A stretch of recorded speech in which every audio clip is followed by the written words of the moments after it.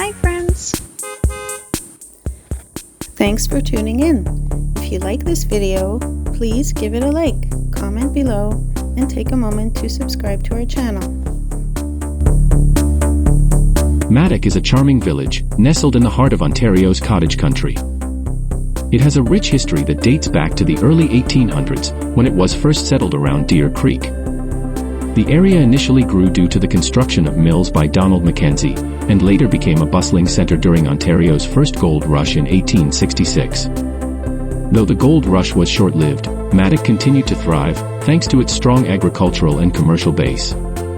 Today, Madoc is known for its friendly community and picturesque landscapes, making it a perfect spot for a relaxing getaway. The village offers a variety of outdoor activities, including birdwatching along the Moira River, exploring the Victorian architecture, and enjoying the scenic trails perfect for hiking, snowmobiling, and cross-country skiing. Whether you're here for a short visit or considering a longer stay, Madoc's warm hospitality and natural beauty are sure to make a lasting impression.